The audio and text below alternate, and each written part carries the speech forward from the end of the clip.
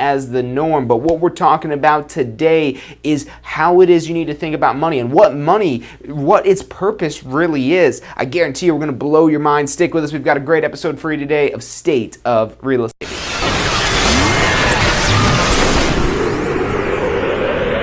You are watching State of Real Estate. Every Friday at 12 noon Eastern Time. Grow your real estate business. You're watching State of Real Estate.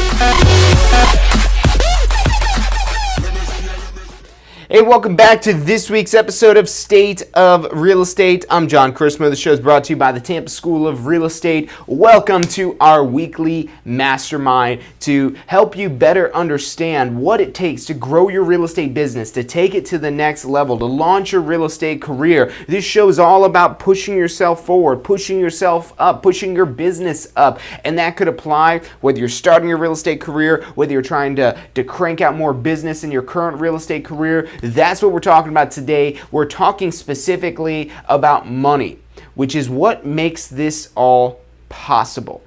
So if you think back on when it is that you use money and your best uses of money. And look, if you've already got a real estate license, if you already started your real estate career, you would not be there without that money, without that initial investment. You might think of some other things it is that you spent money on, but look, when we think of money, when we as a human race think of money, we think of, oh, I get money, I could buy a house. I get money, I could buy a car. I get money, I could buy a boat. And what we're doing, so money isn't something, and this is a big kind of mindset shift that, it's taken me a while to kind of really fully try to get everything around my life of shifting from, hey, money isn't something to be kept. It's not something meant to be saved. It's something meant to be used.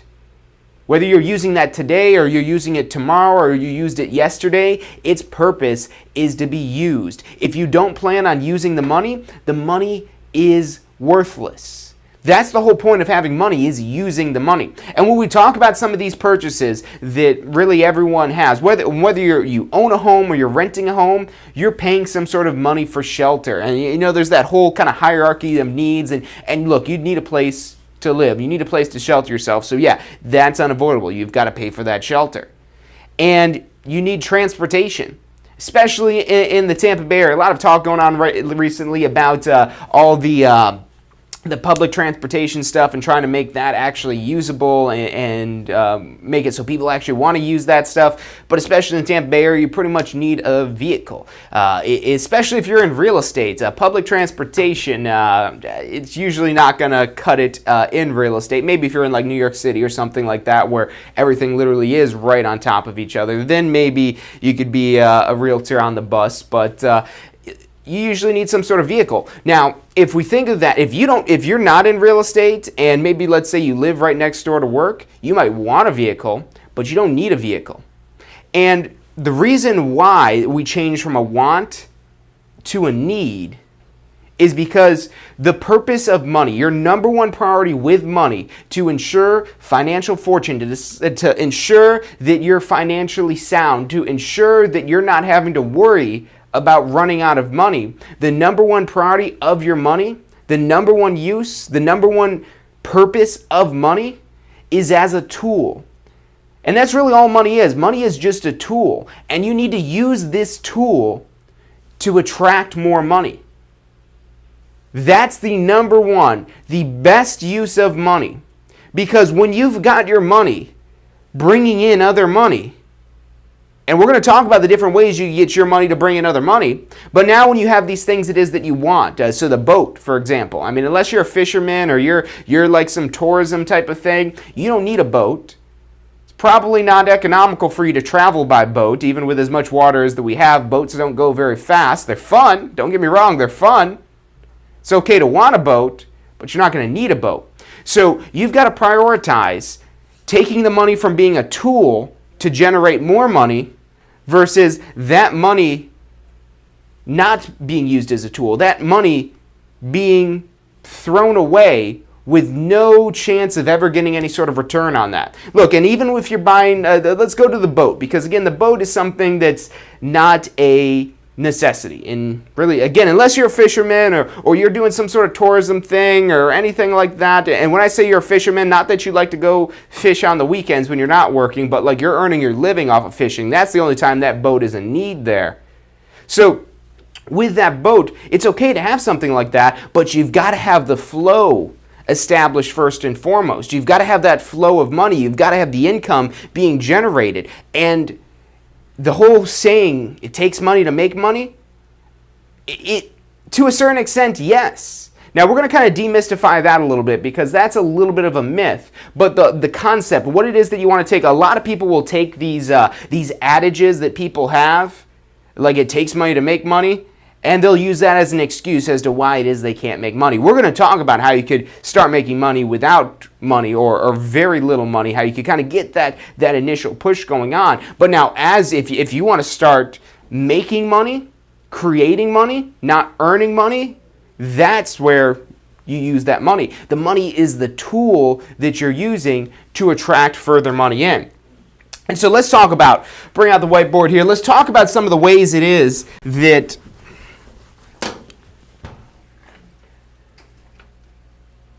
you could earn money. So this isn't something new, original for me or anything like that for this one I'm about to show you. This is something from Robert Kiyosaki. He's got a book called The Cash Flow Quadrant. And this is, all the Robert Kiyosaki books are phenomenal. Definitely read those, take those in. But what this will show you is the four quadrants. The four quadrants of earning money. We've got the E, the S, the B, and I. And I might be flipping this around here, but I'll explain this to you as if this were the correct order of these. So we've got E, S, B, and I. And what these stand for is employee. And let's start with that right there. Takes money to make money? Nope, it does not. If you've got a job, you didn't pay to get that job. Now in real estate, you've got to pay to get your real estate license and you've got expenses, but we're going to talk about real estate. Real estate, you're not an employee. Real estate, you're moving down into this quadrant and this quadrant over here. We're going to talk about what it is that these other quadrants are. But let's start off right there. That's how you initially start getting your bills paid. But look, when you're buying, you need a place to shelter yourself. So we talked about that. You need a place to house yourself, to protect yourself from the elements. You don't need a mansion. You don't need a property it is that you can't afford. That's where you're moving away from the necessity. At some point, when you've got enough money being created and coming into you, you can move away from those necessities. You could start buying the mansions, the yachts, the private jets, and all these other things that you don't need. But you've got to start off, especially if you're just in this quadrant here, the employee quadrant. So the employee quadrant is the safest quadrant because with this, you're really the least amount of input on your part and a pretty guaranteed, close to guaranteed. It's not guaranteed because who knows, your company might go under, who knows, the market might crash and that industry might be destroyed, whatever the case may be. But that employee, it seems to be the most secure quadrant. And with this, it's basically where, if we're going to map this out, the way the money flows is, somewhat like this. Now, as you get like 10, 20, 30 years into this profession, you'll start earning more money. And you might say, no, mine looks more like this one here. I'm getting higher raises, it's going up. Yeah, that's true. But for the long term, this is not going to have the same potential as what we talk about in these other quadrants. So we'll go through some of these other quadrants as well and kind of overlay that on the same chart here to kind of describe this money. But look, I'm not saying it's bad to have a job. I'm not saying it's bad to be an employee. It's a necessity to start out as an employee. And it's up to you as to whether or not you want to choose to move into one of these other quadrants. And the employee quadrant makes it possible for you to move into these other quadrants. But this is where, you don't need money to make money. You get a job, you become employed, you do what you're supposed to do. You become great at that, because if you're not great at this, you're not going to be great at this. You're not going to be great at this. You're not going to be great at anything, because the way you do one thing is the way that you do everything. So the way that you do one thing is the way that you do everything. So get out there, and you might not like your job you have. You might not enjoy what it is that you're doing. All the more reason for you to kind of look to these other quadrants. But I'm not even saying that you need, even if you're the CEO of your own business, when you're working in that business, you're an employee. And that's where we start to pull in this self-employed quadrant. And so the self-employed quadrant, the S, this is where you're basically like a one-man show. This is where most realtors fall into. Most real estate professionals, they fall into this S quadrant.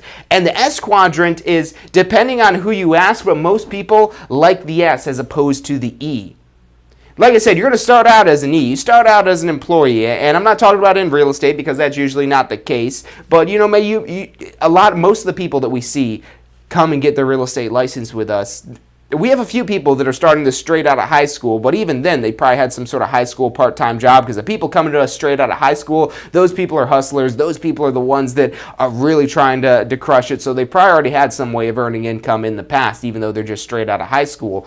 But regardless of the case, especially since you can't get a real estate license until you're 18, most people are transitioning from some previous job it is that they had, or maybe they even had a business it is that they're doing before. A lot of times when they already have a business, they're just looking to add another business, add another flow of income, which we'll talk about that as we get deeper into this here.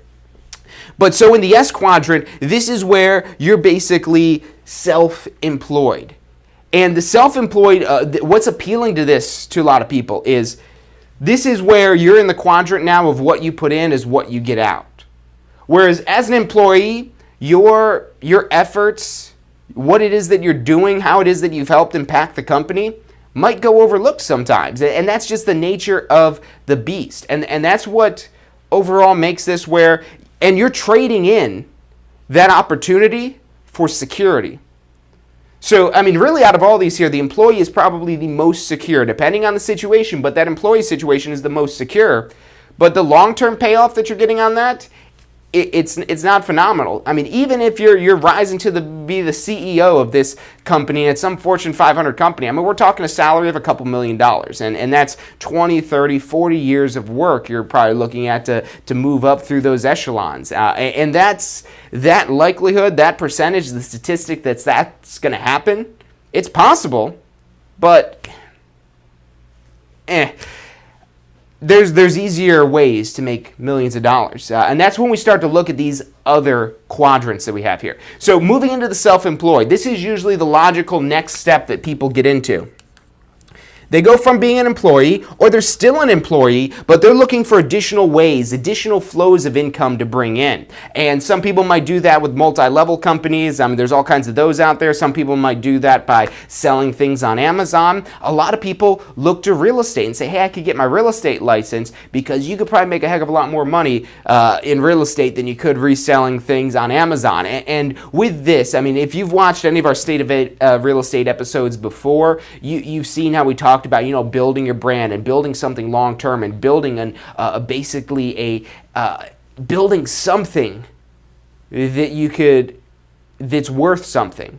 I mean, you're selling things on Amazon. You might get good at that. You might have a little bit of inventory or something like that. But that potential, I mean, you're not building an Amazon. You're just building a funnel that goes into Amazon, which, again, that's okay. That's another flow of income. But now what occurs here? As the self-employed, this is where the key thing here is where it's just you. It's you on your own. And if we now compare this, let's do this one in blue here. So if we take the self-employed and we put this up against the employee, this is usually more so where this looks like. Where you're getting a little bit of a faster rise in the beginning, because we're probably more something like this here. What you're getting in the beginning. But now what happens here if you stay in this S quadrant is you'll get this fast rise. You'll start making more money. You're probably going to end up making more money than you would over the lifetime of your career if you're doing it right, if you're putting in the right amount of effort. But you start to top off. You start to kind of get capped out even with this.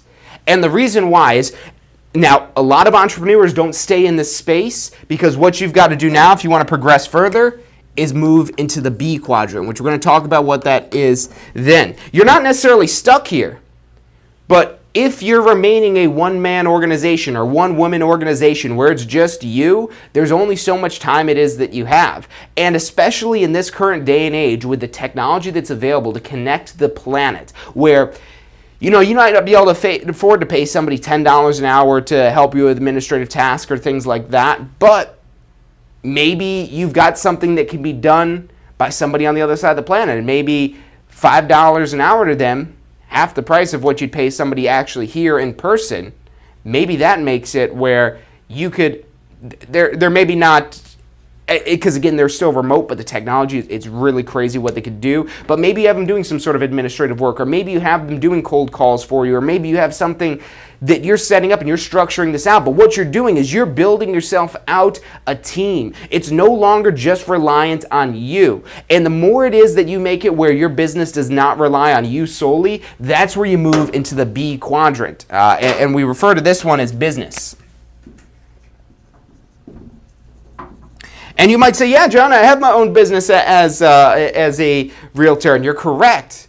But when we categorize this as a business, and this is, this cash flow quadrant was devised by Robert Kiyosaki, and that's the classification for business is now where you could remove yourself, from the organization, and that organization is still generating income. If you can't remove yourself from the organization and it still generates income as if you were there, if it doesn't make a difference of whether you're there or whether you're not, you're still in the S quadrant. You're maybe transitioning to the B quadrant, but when you get to the point where you leave, you go on a sabbatical for a year, that's where you become a B, and that's what's possible with all this. And then finally, we've got our last way of earning income here, which you could maybe you could really get into this third quadrant here, the I quadrant, at any point. But this I quadrant, this stands for investor. This, in order to do this, is where you need money to make money. Couldn't be more true.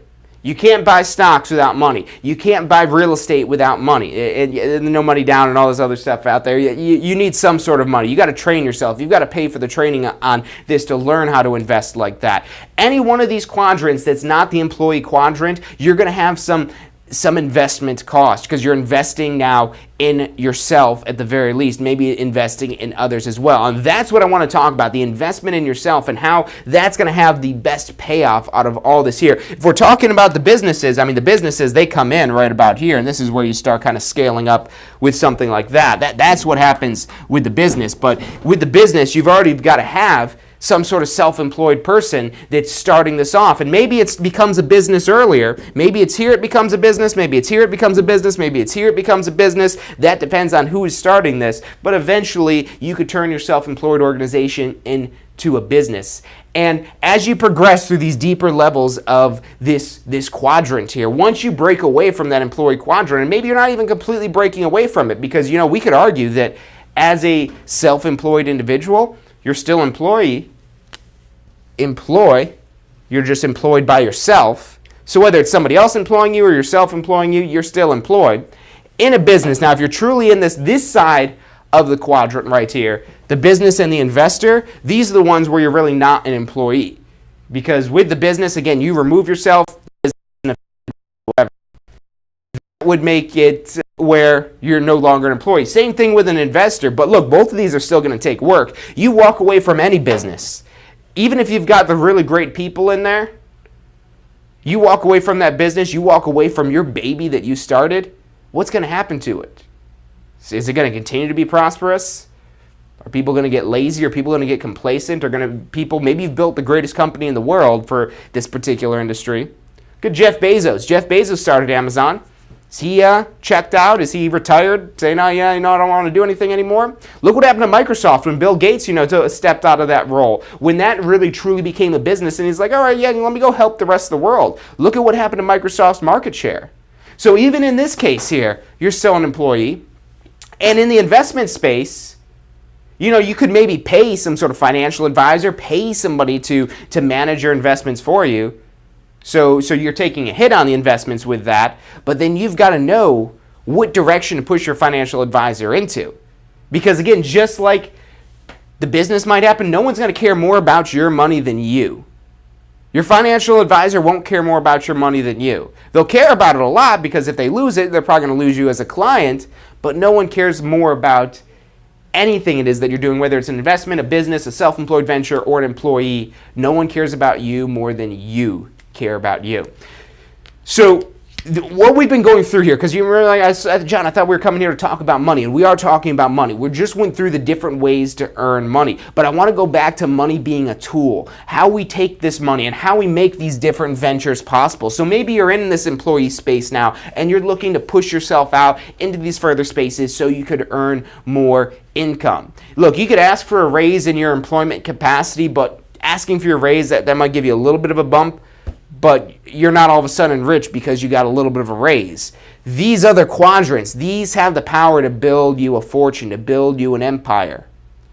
The employee quadrant provides stability, provides security, provides you a good foundation. And again, like we just talked about, you're an employee in any one of these quadrants here. But you need to make sure that you have an exit strategy. And not even an exit strategy. You maybe still keep a foot in that employee space, but maybe you're taking money, putting it in a 401k. That's going in an investment. But when you're investing a small amount of money with a small return, again, that's not going to build you a fortune. Over time, compound interest and all that stuff, it'll build a good deal of money. But with inflation, it's not anything that is going to really provide the same security of what you have here. So I want to talk more about money, more about using it as a tool, taking the money it is that you've earned in this employee space, employee earn. This is where, and same thing with self-employed. If you're out there performing a service, doing something that requires input on your part, you're earning money. This side over here, as well as hybrid kind of with this one here, you're more about making money than you are earning money. So we're going to talk about that, more about money, but first we're going to take a quick commercial break. Stick with us. I'm John Chrismo. You're watching State of Real Estate. Have you seen what's going on in Tampa?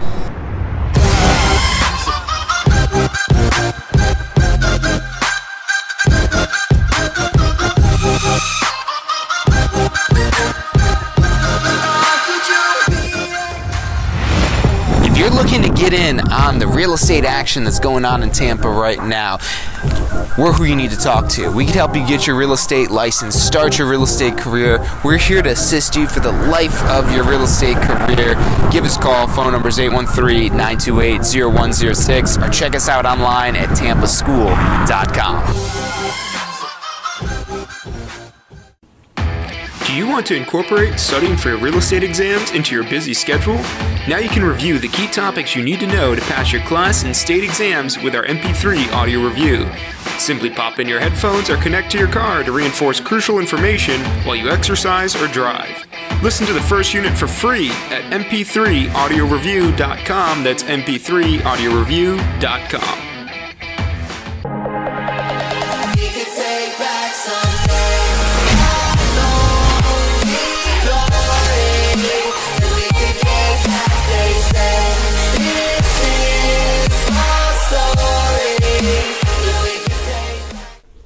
Hey, if you're enjoying the show today, which I'm sure you are, be sure to hit like, subscribe, post your comments, share with your friends and family. Thank you guys so much for watching.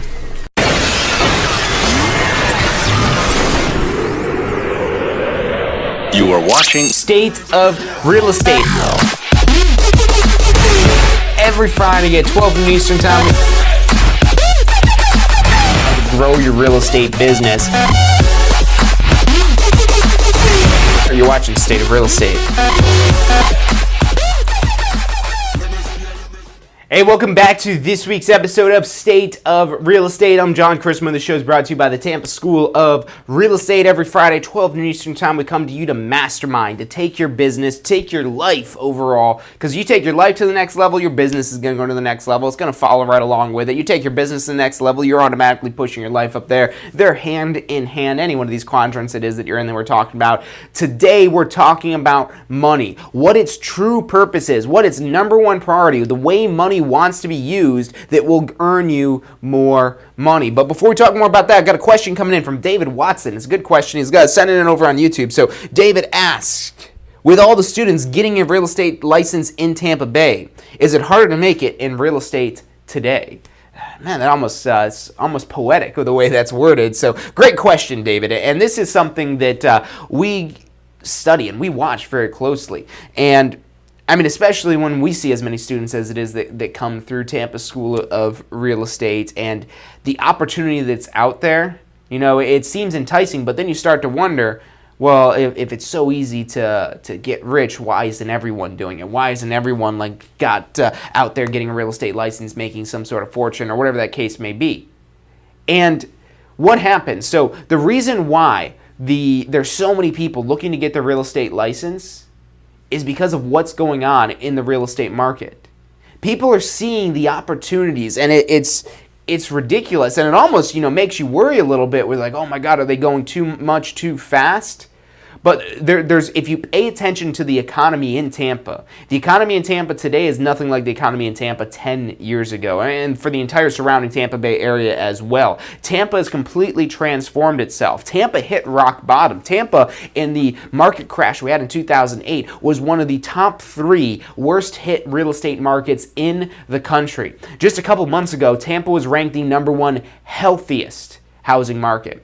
Not the fastest growing, because there are a couple markets out there that are growing faster than Tampa, but it's the #1 healthiest, which means Tampa, the people that are in Tampa, the businesses that are in Tampa, the politicians that are in Tampa, we all witnessed, wow, look what just happened. And so many changes were made, and Tampa's gone a completely different direction now, where it's nothing like it used to be.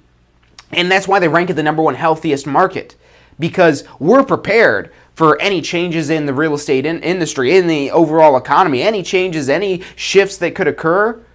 That's what #1 healthiest housing market means. The housing market is the most prepared for any changes in the economic climate. And now, so we see what's growing now. We see all these opportunities. Every day it seems like there's some new story. We just posted one the other day about this development that's planning to go in towards West Shore. It's where 275 and Dal Mabry intersect. And I've driven by this piece of land so many times, and I'm like, man, what are they going to ever do with this? And I got my answer the other day. They've got this $500 million, $500 million development planned out there with apartments, with office space, with hotel, with retail, this master plan community of semi-high rise. I think it's like 5-6 stories, something like that is what they're planning to do with it. Maybe a couple higher, not a super high rise, but something like that. And that's just one of many stories of what's going on in the Tampa Bay area. And what's driving this isn't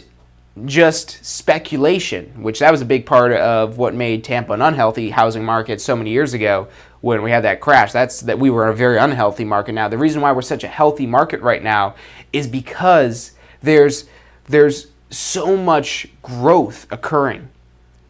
Tampa's really kind of taking this, and they just did this tech conference the other day. I think it was called like Synapse or something like that, and they were talking about how it's done great, it's moved along, but now what is it that we're doing to make it better? And I mean, even a couple people were saying, we need to step on this, we need to get a move on, we need to continue ensuring this growth. So we're very aware as a general collective population in the Tampa Bay area, especially the business leaders, that, hey, we got to keep driving business if we want the economy to continue to thrive in Tampa, to continue to want people to come to Tampa to seek jobs, to continue to have jobs that are offered in the Tampa Bay area. So that's a big factor driving a lot of this growth right now. And with this growth, now when we look at the side of this of now people with a real estate license trying to get licensed, trying to go get a stronghold, get a foothold, start making some money with a real estate license, and you see all these other people going to get a real estate license. The reason why that has increased, because let me tell you a little bit about the story about Tampa School of Real Estate. We started in 2007. 2007 was not a time to start any sort of business in the real estate industry, unless you're Tampa School of Real Estate, apparently, because we've grown quite a bit since that time. And I remember back in our first class we had at Tampa School of Real Estate, we had, I think, 3 students, maybe 2 students, 2 or 3 students, which our classes are usually anywhere from 25 to 55 students. Usually 3 students, that doesn't happen today. But the reason why, it was not only because we were new, but because no one wanted to go get a real estate license in 2007. Now, when we see, fast forward 11 years later, we see the real estate market in the Tampa Bay area is literally booming right now, and it's healthy growth that's occurring.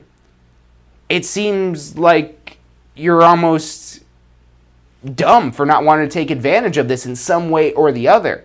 Whether that's maybe investing, purchasing property yourself, but again, that takes money. Gotta have money to make money. That's this investor quadrant here. But now, how else can you get involved in real estate without having money to invest? That's where you move up in here. Still going to need money. There's still some cost to get licensed. I mean, it's a little bit under $500 overall to get your real estate license, about $300 for the course, maybe $100. I think it's like $83 currently for your application. You got to do some fingerprints. You got to schedule a state exam. But overall, you're looking at spending under $500. You go try to invest $500, you might end up at the end of the year, if you're lucky, if you've had a phenomenal return, $550. That's a 10% return, which that's your greatest potential you probably have investing in stocks or even buying real estate. Even any sort of investment, a 10% return is almost unheard of sometimes. It happens a lot in real estate, but a 10% return is shooting for the fences, especially when you've got everyone else flooding in this. So to go back to David Watson's question of so many people getting a real estate license now, what is this? Should I even try because there's so much competition? In the investing space, this is where it's majorly impacted. If you're investing, if you're trying to buy real estate, you're being outbid by other people also trying to buy real estate, and the more competition you have, the lower your return gets. And investment, once you kind of know the basics of this, you're not really doing much that's going to be game changing. You're not doing anything really that's different. You might have a few little tricks up your sleeve that maybe help bump up your return of investment just a little bit. And look, I'm not saying investing is bad. Investing is phenomenal if you've got the appropriate amount of money to have your investments actually make an impact. I mean, if you've got less than $100,000 that you're trying to invest, even on $100,000, a 10% return is only returning you 10 grand. So if you get a 10 grand return over a year, that means you made $10,000 that year, which on top of one of these other quadrants, that's a nice to have that extra 10 grand, even extra $1,000. I mean, any extra money coming in is great, but if you're relying on this investment quadrant here, $10,000 isn't enough. If you want to be able to quit your job and just vacation around the world, $100,000 with a 10% return on investment, that's only getting you $10,000. That's going to have to be a really cheap trip around the world, probably doing a lot of walking with that, wearing the same clothes, eating at McDonald's and whatnot. I like these little nomad people you see on Facebook that they get some cool experiences. But look, if I were to travel the world, I'm sure a lot of you guys are the same way. I wouldn't want to do it, trying to find a deal at a McDonald's in Thailand or something like that. But I'm sure it's a cool experience.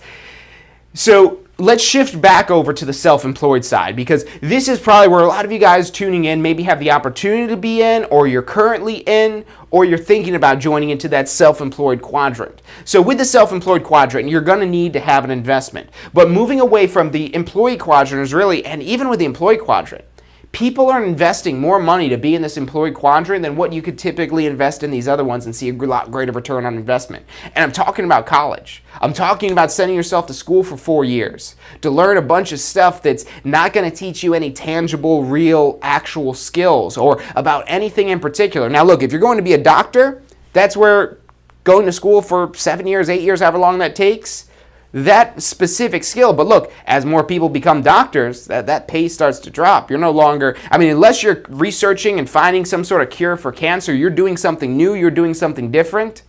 That's where that security that you're thinking you're getting there, that's questionable. But you're still in that employee quadrant. You're trading your work for money. Work for money, work for money, work for money, work for money, and it just keeps going back and forth. Now, getting into the self-employed quadrant, you're still working, but you're going to see a bigger return off of the money. You're maybe putting in the same amount of effort, or ideally you're putting in maybe a little bit more effort here, and that's going to return you overall more money versus being in the employee quadrant. And so going back, tying this in, and I'm glad David asked this question because it really kind of throws some real world thought into what it is that we're talking about here. So say you're getting in the real estate industry. Say you want to get your real estate license. You go take the class with us, go pass your exam, you've got your real estate license, you find a good broker to join with, and now what? So we're a very collective group of people as realtors, as real estate professionals. We're a very collective group, and that's where I see so much of this, which is why the market upswings are really great for the real estate industry, there's a lot of groupthink that goes on.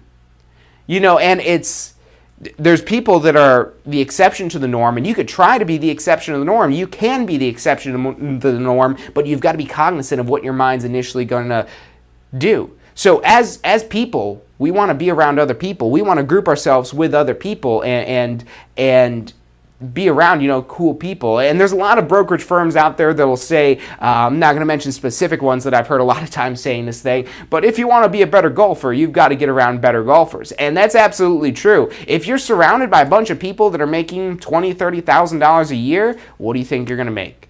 Because these people that are going to be making $20,000, $30,000 a year, even with a real estate license, there's no guarantees that you're going to be a millionaire, but it absolutely is possible in the real estate space. But if you surround yourself with these people that are not closing deals, the reason why they're not closing deals is because they're not going on appointments, they're not going on not getting contract signs, they're not calling people, they're not trying to establish a pipeline of business. So that is a lot more indicative of your success in this quadrant than how many people are getting into the industry. Because a lot of people are going to fall victim to that group think. It's hard to seek out and find a good culture at a brokerage of people that are on it 24/7, calling people, getting appointments, getting contracts signed, and celebrating it. A really good movie that kind of portrays this kind of culture of go out there and go get it. And it kind of really had a ripple effect or a lot of business. And so many people that are in business and sales thought it was so cool. Was Wolf of Wall Street.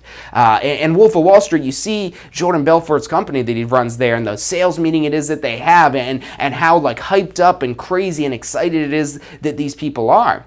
And you might be a little bit of a reserved person and say, I would never want to work at a brokerage like that. But look, when you're in a situation, when you're in an environment where the people around you are out there closing deals, how bad are you going to feel when your coworker, when the other realtors in your office, they're closing a deal every other day and you haven't closed a deal at all this month? How is that going to make you feel? You'll feel like you're the outcast. You'll feel like you're the reject, and you're going to do everything it is that you can to try to emulate them so you can start closing deals regularly. So going back to David's question, it's really not about how many people are out there on the field. It's about what you're doing. Are you actually putting in the work, or are you just kind of hanging out with people, saying, oh yeah, this is cool, playing realtor? Look, you don't want to just play realtor. You want to be a realtor. You want to be a realtor that makes money. You want to have income that's coming to you constantly. And the only way to do that is infusing the work it is that you have. And tying the money into this. So when you're first getting started in real estate, you probably don't have a whole lot of money to invest in yourself. Any one of these quadrants, just like any one of these quadrants, you might be an employee. Any one of these quadrants, I don't know why I keep saying contracts. Any one of these quadrants, you're also likely to be an investor. As the investor quadrant, this is where you're investing in external things. You're investing in stocks, you're investing in real estate, bonds, all these external things that you really don't have a lot of control or any control over. That's where you are in the investor category. In the business category, you're investing in your business. You're reinvesting in your business. And self-employed, the self-employed is just the small business. That's what this is. It's a small business. And in the same situation here, you won't have as much money to invest as if you were here. But you're still using that money to invest. And as an employee, you better invest in making yourself the best employee it is that you can, because otherwise you might get replaced, you might get fired, your company might go under. So even as an employee, you're an investor, but you're an investor in yourself. As a self-employed individual, you're an investor in yourself. As a business, you're an investor in your business, and as an investor, you're investing in outside things that you don't control. But you're always an investor. And any small amount of money it is that you have. So going back to money is a tool. Money is not something meant to be hoarded. It's not something meant to sit in some sort of safe and say, "Oh, look at all this money I've gotten here. Let me lock that back up until I die, and it's still just sitting in here, never used it. Never was any point of having that money in there other than, oh, it looks cool." That's not the purpose of money. The purpose of money is to be used to attract more money. That's the purpose of money. And you could also use it for things that are extravagancies, extra things, the boats, the fancier cars, the bigger houses. Absolutely, but if you want to be able to afford those things in the first place, you have to first and foremost use money for its sole purpose as the tool that it is to earn more money. So getting a real estate license, like I said, I mean, you're spending at least a couple $100s to get your real estate license. And then once you have your real estate license, you might want to invest in some additional trainings. The brokerage that you have, you might want to join a certain broker, but that certain broker, they maybe have great training, but maybe there's a cost. Maybe there's some sort of fee to go to this training. Even if the training's included, maybe you have to go to some remote location and pay for a hotel. And the mindset shift that you need to make is not that, oh, look at this money I have to spend. Oh, they're taking my money from me. No, you're investing your money. They're not taking the money. You're investing your money. And there's going to be better investments than others. And we're jaded about this as people because and you don't see this as much. I'd probably take that back. You do see this a lot now, but it's easier to spot this now, easier to spot the scams of people it is that want to take your money. But I mean, going back before the age of the internet, before there was Google reviews, before there was so much transparency in the way businesses operate, it was easy to spend money and get bad customer service. That still happens every single day today all over the world, that people will spend money and not get a good return on that money. But you need to do your due diligence. You need to find out so maybe you've decided you want to get your real estate license. What real estate school is it that I should go get my real estate license with? Which one is going to give me the best return on my investment? And the way return on investment is calculated, it's not dollar amount minus dollar amount. It's dollar amount yields this percentage of dollar amount. So you might spend $10,000 and get a better return than if you were to spend $100. Just like if you buy a product, let's say that you're buying let's say you're buying groceries. And for your health, you're probably going to get a better return on your investment from buying organic groceries, from buying foods that are good for you, that are more expensive, and not buying like cereal and chips and these cheap foods that don't do anything for your health. That's not going to be a good return on your investment. They're cheaper, but it doesn't give you a good return on your investment. So sometimes you've got to spend more money, and it depends. I mean, so when you've got your real estate license, you're now advertising. Now, there's a lot of different ways to advertise. If you go buy, let's say, open house signs. Let's say you're holding an open house and you're buying some open house signs. Look, if you just buy some like cheap little open house signs that are like this big, and you just buy one of them. Let's say you buy one open house sign. That one open house sign might cost you $10. You go stick out that one open house sign, then you wonder why no one shows up at your open house. Let's say instead of buying one of that same open house sign, you buy 10 open house signs. 10 open house signs. So at $10 a piece, it's $100, and that's assuming we don't get any bulk discounts or anything like that. So we're paying $100 now. We've paid 10 times as much as if we could just buy one sign. A lot of people get hung up on that and say, why would I buy 10 signs when I could just buy one that's going to cost me an extra $90? Oh no, they're taking my money. And you start freaking out about that. But if we look at what could happen now, if we continue along with this story and this journey, you buy 10 open house signs, and now all of a sudden you've got people showing up in your open house and coming to your open house. Let's say you close a deal off that open house and you make $10,000 off of that one deal. You make $10,000 off of that one deal versus $0 off of one open house sign. Which one would you choose? Would you just spend $10 when there's no return on investment, when you're just basically throwing away the $10? Or would you spend $100? Would you buy those extra signs to ensure that you're going to get people showing up at your open house so you can try to convert them into a client? So spending that $100, initially you're thinking, oh my God, that's 10 times as much. Oh, I don't have the money. I don't know if maybe I can't go on this fancy trip or go out to this fancy dinner because of this extra $90 it is that I'm spending. That comes after. You invest that initial money, the $100, and now you get $10,000? That's a 100-time return on your investment. 100-time return on your investment. What would you rather have, the 0 return on investment or the 100-time return on investment? The more it is, and this is a shift because your mind will probably not think, unless you've been properly educated on money and the way it's supposed to be used, your mind is not initially going to think like this. So this is something that you have to constantly reinforce and train yourself to think about, okay, I'm making the investment, I'm spending a little bit more money, and there's a lot of other factors that go through with this. You've got to see this through, you've got to make sure that you're trying to get this deal closed and get this lead closed. But when that does happen, when you get that lead closed, those $100 of signs that you bought, that makes that possible. And that makes that 100-time return on investment. And now before we were talking about a 10% return on investment. 10% return on investment on $100 is $10. We're not talking about a $10 return, we're talking about a $10,000 return. 100 times. 1,000%, no, is it 10,000%? No, 1,000% return on your investment. That's what's possible in the S quadrant. The B quadrant, the returns might not be that high. You might get 5, 10 times return on investment. The investment quadrant, that's where you're going the opposite direction. You're getting maybe 10% back on your money. That self-employed quadrant makes that possible. But you've got to think about, you've got to invest the money to begin with. You've got to use money for its purpose as a tool to get more money, to attract more money. We're going to talk more about that, talk about some other ways, some other scenarios, so you can start priming your mind to think about money as a tool to make more money. But first, we're going to take a quick commercial break. Stick with us. I'm John Christopher. You're watching State of Real Estate. Have you seen what's going on in Tampa?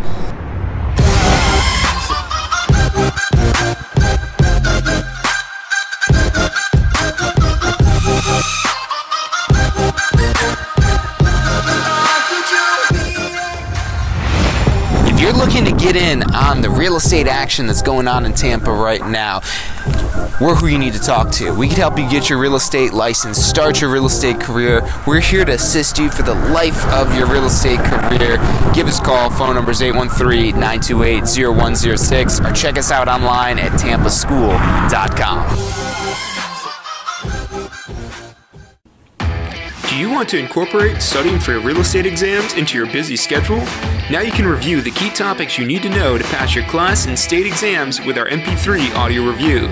Simply pop in your headphones or connect to your car to reinforce crucial information while you exercise or drive.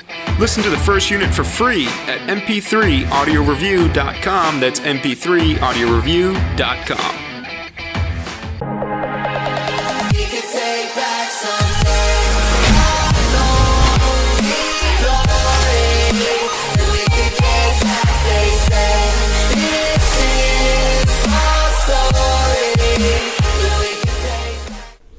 Hey, if you're enjoying the show today, which I'm sure you are, be sure to hit like, subscribe, post your comments, share with your friends and family. Thank you guys so much for watching.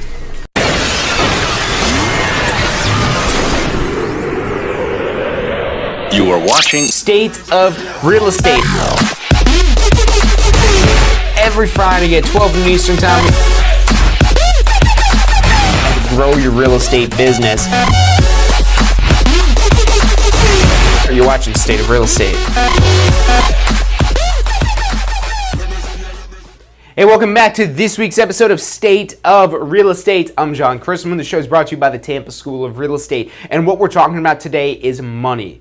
The proper use of money, the appropriate use of money. Now, when we think of money, and it's just the way we're wired, the way our society is wired, we think of money and we think of ways we could spend that money rather than ways it is that we can invest that money. And even if you're an investor, even myself included, look, I'm guilty of this myself. I think of money as like, oh man, I could get some fun stuff with that money. But then I'm like, oh no, I probably shouldn't do that though. Let me go make some more money than tomorrow, next month, next year. Then I'll get those fun things. And when you pay yourself later, so that term, pay yourself later, so a lot of this is Robert Kiyosaki stuff, that the cash flow quadrant we're talking about here, this whole concept of investing. Really, if you're new to entrepreneurship, I highly recommend that you check out all of the Robert Kiyosaki books. The Rich Dad, Poor Dad, the Cash Flow Quadrant especially. Rich Dad, Poor Dad is great, but it focuses kind of on the investment side of this here. But you've got to work through these different quadrants to get to the investor quadrant. So definitely check that out. Robert Kiyosaki books, Rich Dad, Poor Dad, Cash Flow Quadrant, they're all, I 100% recommend them. So back to that phrase. You've got to pay yourself later. And you know, you get that $10,000 check now. So let's go back, we'll rerun through that scenario. You buy one sign for $10, one open house sign, you hold your open house, no one shows up because you only had one sign. You only invested in one sign to try to get somebody to go to that open house. You don't get anybody showing up, you're not going to make any money. You're basically wasting your time at that open house. So now, how do we ensure that we're not wasting time at that open house? We make sure we're getting people to come in. We're investing in more signs. Maybe we buy 10 of those $10 signs, and now we've got $100 invested in signs, but now we actually have people showing up and coming into the open house. And if we could close one of those and get a deal of $10,000, get a commission check of 10 grand, which I'm not even saying anything that's crazy to do. I mean, a $300,000 house or so around there, depending on the split you have with your broker, is going to get you close, if not at $10,000, depending on what the commission rate is and all those particulars there. But hey, maybe $8,000, but doesn't sound as fun as $10,000 because now we're moving up into 5 digits instead of just 4. Maybe it's $15,000. Maybe it's $20,000. Maybe it's $30,000. You start doing the math on this and start to understand what's potential and what's possible. You've got to know what those expected outcomes are to be willing to put that input in. To be able to put that in. I mean, going back again to David Watson's question. So David Watson, it sounds like he's thinking about getting a real estate license, but he's wondering, okay, all these people coming in, all these people getting their real estate license, is there going to be anything left for me? And what that is, it's a mindset of scarcity. There's so much business out there. That's why there's so many people interested in getting into the business. And there's so many agents out there that are making a killing, that have hundreds of thousands, if not millions of dollars of income coming in across the year. But now these teams and these realtors that are having these higher levels of income, they're not just taking all that money and giving it to themselves. They would have never gotten to that point if they just took that money. Because when we think about getting a $10,000 commission check, you're probably thinking, oh, I could pay down my credit cards with that. Oh, I could go on that trip I wanted to go on with that. Oh, I could do this with that. No, you're not going to do any of those things if you want to continue to be successful in real estate, if you want to grow your business higher, if you want to earn more than just $10,000 across a month or two that it takes you to close that deal. You want to start using that money now to fill up your pipeline, using that money to let's say, so you could generate leads by cold calling or by door knocking. And look, if you don't like cold calling and door knocking, hire somebody to cold call and door knock. Then you say, John, no, I don't want to share my money. I want all the money. I want that whole $10,000. I don't want to split that with another agent that's more extroverted. That's something you could do. Find it. If you're an introverted, if you're a shy person, that's fine. Find somebody who's not. Find somebody who's the opposite of you. Find somebody who's extroverted, who's willing to talk to anybody, who loves making phone calls, who loves knocking on doors. Find one of them. Split the money with them. Say, hey, look, 50-50, I'll handle the back end of this. You help get the business. You get the clients in the door, I'll get the clients out the door. You get them in, I'll get them sold and get them out. We split the profits 50-50. And you might say, oh, I don't want to give up half of my money because now I'm only making $5,000 and I could make $10,000 if I just suck it up and do it myself. You've got to realize what your strengths are and then use that money as a tool to cover your weaknesses. If your weakness is, again, not being extroverted, not wanting to talk to people, not wanting to cold call, not wanting to door knock, find somebody that wants to do that. Find somebody that's like, oh, yeah, I'll do that. That's fun. I'd rather do that than just show people houses. That's boring. Find somebody like that. Split the money with them. Because now, rather than just closing one deal, you might close 2, 3, 4, 5 deals. Even if you're just closing 2 deals now, that covers that other person. If you're able to double your business, go from doing 1 deal to doing 2 deals, one $10,000 deal to 2 $10,000 deals, $20,000, now all of a sudden you're making the same amount of money with that 50-50 split. And what's possible, and that's why I say 2, 3, 4, 5 deals, if you guys have your roles and you guys have your, or girls, or you have your things it is that you do, you could be very great at knocking on the doors while the other person is very great at closing the deals, of getting them sold on the houses, of showing them the houses, handling the paperwork and all this other stuff. And as you grow your business and as you become, and this is why you see these real estate super teams that are out there, because they have all these different people. They're all sharing in the money that's being made. They're sharing in the money that's being made, and they're making a lot more money than if you would have just tried to do this all on your own. And as you do that, what's happening is you're moving into the business quadrant. You're building something. You're building something there. And you could do this yourself with just yourself, but if you're building something like that on your own, you're going to hit that threshold of where you can't do anything more on your own. And as you start bringing more people in to handle different parts of the sale process, that's where you start moving into the business capacity. And that's where you really start to get higher returns on the money it is that you're investing. And what makes it possible, because now you're taking that money, that $10,000 it is that you put in, rather than going on a vacation, rather than doing something like that. Maybe you're not bringing in somebody else. Maybe you're okay with knocking on doors and making phone calls and handling the rest of the business. Okay, that's fine. Pay somebody to handle your paperwork. Get some sort of, maybe you're hiring an unlicensed employee. You could do that. You could hire an unlicensed assistant. Have them be in charge of filing your paperwork, making sure all the T's are crossed, the I's are dotted, going through all that stuff, reviewing it. And use that $10,000 it is that you have to pay them. Use that $10,000 it is that you got that came in to buy advertising. So you could get your name out there, you get yourself known, and you establish more business. Because most people, and this is why there's a lot of real estate agents out there that don't make a lot of money. That maybe close one deal a year or two deals a year, and maybe that's all they want. Maybe they just work part-time and that's all they want. Maybe they're happy with their job. Maybe they love the job it is that they do. We see this a lot with police officers, firefighters, people that really, they're doing their job not for the money it is that they make, but for the mission it is that they're serving, for the people it is that they're protecting and serving. Maybe you're a doctor and you love being a doctor, and you're a doctor that has some free time on their hands somehow, some way, but you want to now do something that'll make you more money. And it depends. And that's what's great about real estate is it's so flexible. You could be that police officer that has the real estate license, that loves being a police officer, but they also want to be able to be financially sturdy, to have a strong financial foundation, and they want to have money coming in on top of the money it is that they're making from a police officer. The first thing is to understand that these employee quadrant jobs aren't going to have the highest payoff, because there's the security. You're trading in the opportunity and the reward for security. In the self-employed quadrant, you're taking on more risk for more opportunity. So yeah, there is a chance that you might get your real estate license and never close a deal. But I'll ask you this, did you try to close a deal? How hard did you try to close a deal?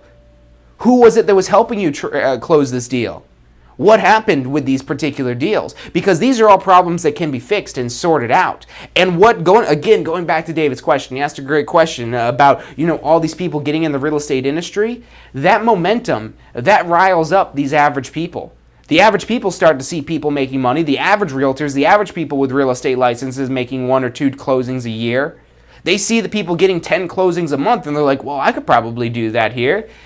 Maybe, I take a little bit of break from being a police officer or whatever it is that your current job is, and you're out there now trying to close more deals, to be that better agent, to have a stronger business. So that's really a lot of what this momentum does. A lot of this momentum that you see, it has ripple effects, and it starts, even if there's more agents getting into the industry, there's going to be a lot more agents now that ultimately make it.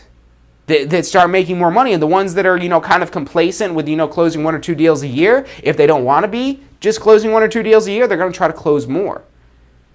But there's a lot of factors that go around with this. But the key thing it is that you've got to take away from today is money is a tool to gain more money.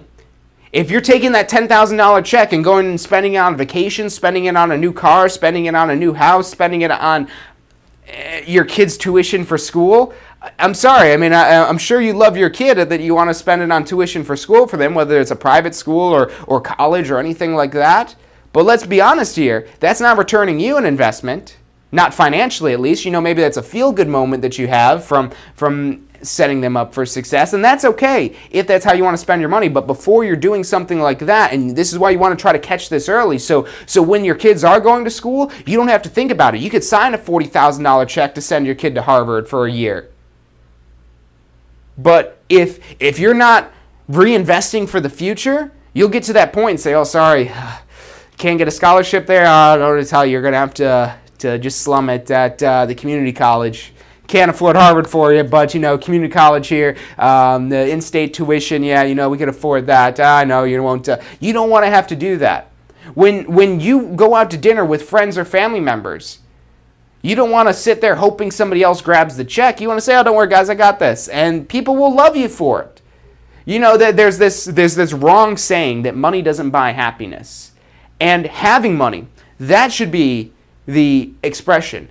Having money does not get you happiness. But let's say, go back to that scenario. You spent $100 on those open house signs. Nothing is more rewarding than seeing a return on your investment and seeing greater returns on investments and seeing you building something and actually constructing something. That's the business sense of this. Being able to send your kid to Harvard for the year and pay the $40,000 tuition and not have to think about that, that'll put a smile on your face. Being able to take a nice vacation, that'll put a smile on your face. Being able to not be stressed and worried about your finances. Maybe somebody loses a job. Maybe something happens where you need more money, where you need to come up with more money. Not having to stress about that and worry about that will put a smile on your face, or at least help make it not so bad, where you're not losing hair because you're so worried about what's going to happen with the money. Any one of these quadrants are good, but they have their purposes. They have their time and place.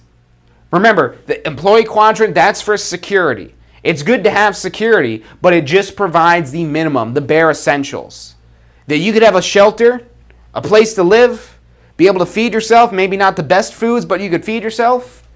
That's the employee. And I'm not saying to walk away from that. Keep that security, maybe grow that a little bit.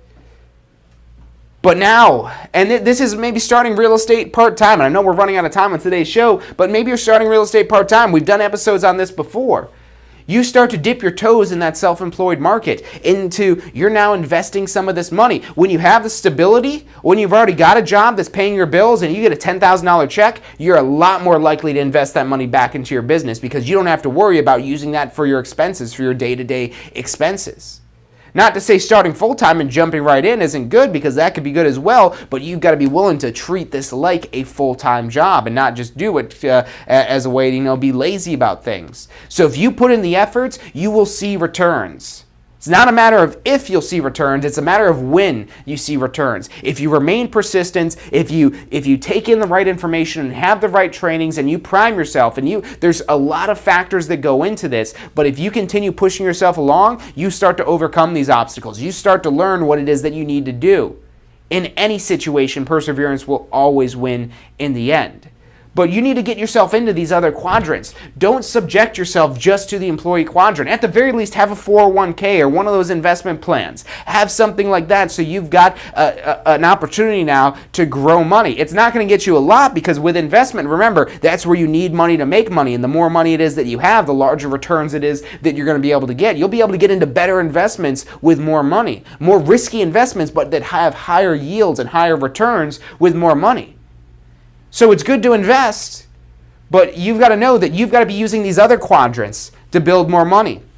This one has the lowest opportunity in the end, whereas the S and the B, that allows you to, especially in the S quadrant, to take a minimal amount of investment and utilize your sweat equity, your work that you put into this to build something truly great. But again, moral of the story today is use that money as a tool. It's a tool. And what type of tool is it that you want to have when you become an investor? Do you want to have a screwdriver, or do you want to have a power drill? I would tell you I'd want a bulldozer. Not a screwdriver, not a power drill. People, when they're thinking about money as a tool and investments, they're thinking screwdriver or power drill. Now, let's think jackhammer. Let's think bulldozer. Let's think wrecking ball. Let's think a massive crane. Those are the tools. That's the type of tool it is that you want to have of money when you're investing. These powerful tools that have powerful results. But those bulldozers don't come cheap. You've got to build up that bulldozer of money. And you do that by breaking into these other quadrants, moving into the self-employed quadrant, where you can have a little bit of an investment, but you're now utilizing yourself and your efforts and your skills and your intelligence. And look, you don't have to be smart to be a great real estate agent. You just got to know a few things. You don't have to be a rocket scientist, as they say. You just got to know a few things, and you've got to do those things well, and you've got to try to do those things, and you have to be frequent with doing those things, and when you do that, the sky becomes the limit. And you watch, as again, with perseverance and with persistence, being frequent, speeding this up, taking time out of the equation, becoming more frequent with the way it is that you're generating money and the activities it is that you do. If you call one person a week, it's going to take you a while to get some deals closed, but if you call one person every 5 minutes, you're lining up a lot more people and creating a lot more opportunities to close deals. So use money as the tool. That's what it's meant for. You could also use it to buy things that are not necessities, but that becomes after you use it as a tool. Use it as a tool first and foremost to collect more money, to get more money coming in, and then use that money it is that you have coming in to pay this out. Another good book to check out with this that kind of talks about this whole concept. I think it's Richest Man in Babylon or something like that is the title for it. Really old book and really kind of old school with it. I mean, you're not going to see any references to cell phones or anything like that unless it's like an updated edition of it. But it talks about using money to generate more money, making that cash an employee and using that to generate more money and more money and more money. And then eventually get to that point where you can start to afford these things, where you don't have to think about buying a Ferrari or a Lamborghini or these fancy cars that cost hundreds of thousands of dollars. You could buy one of those and say, oh yeah, no big deal, just a couple $100,000. Until you get to that point, until you get to the point where you don't have to think about the money it is that you're spending, that's where you need to be. You need to get yourself to the point where you don't have to think about spending the money, and now you're allowed to spend the money. So remember, money is a tool. So all I've got for you guys today on State of Real Estate. Thank you guys for tuning in. Do yourself a favor and implement some of this stuff. Don't just take the knowledge it is that you've gained today and just sit on it, because that's not going to achieve you anything. You need to put the action in. You need to put the action behind it. Use the money as a tool. If you've got some money that you've been sitting on, that money is just losing value due to inflation. Inflation goes on. The dollar loses value when inflation goes on, and inflation occurs almost every single day, where that money that's sitting on your mattress, sitting in your safe, even sitting in a savings bank account where you're getting a % of yield, inflation is typically outpacing the yield of that money that's sitting in there. Money is not meant to stay in one place. It's meant to be circulated. It's meant to be moved. So take that money and put it to work. Put it to work to make you more money, to get more money in, and then put that money to work and keep this cycle going until it gets bigger and bigger, and you've got this storm, this monster of income generation where you don't have to think about these little expenses that are frivolities, the little things that you don't necessarily need.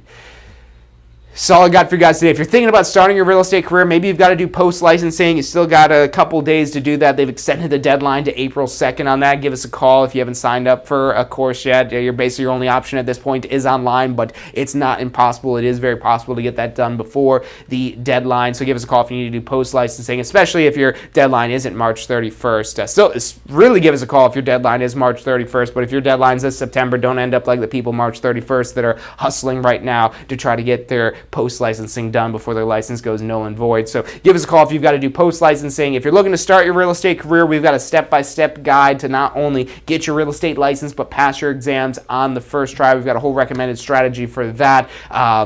We're here to help you guys every step of the way. That's why we do State of Real Estate. That's why we spend over an hour on a Friday talking about money. This isn't stuff you need to know for your real estate exams, but it is stuff that you need to know to be able to make money, to be able to use money effectively, to be able to generate income and make your life better, which is the whole purpose of all this real estate licensing process. So give us a call. We'd love to help you out with that. The phone number's below. It's 813-928-0106. Check us out online at tampaschool.com. But other than that, I will see you guys on Wednesday. Have you seen what's going on in Tampa?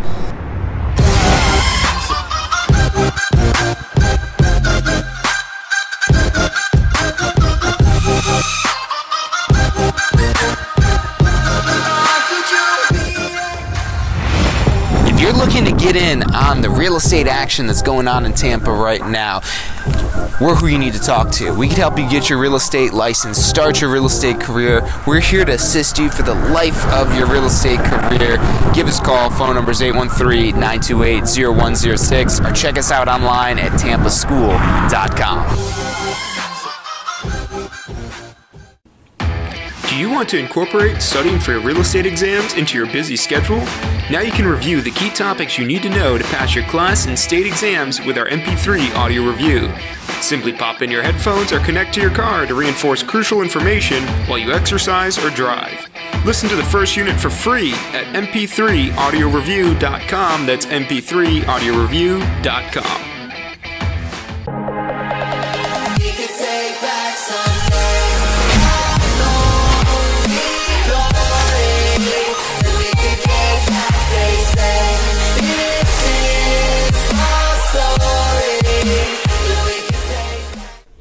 Hey, if you're enjoying the show today, which I'm sure you are, be sure to hit like, subscribe, post your comments, share with your friends and family. Thank you guys so much for watching.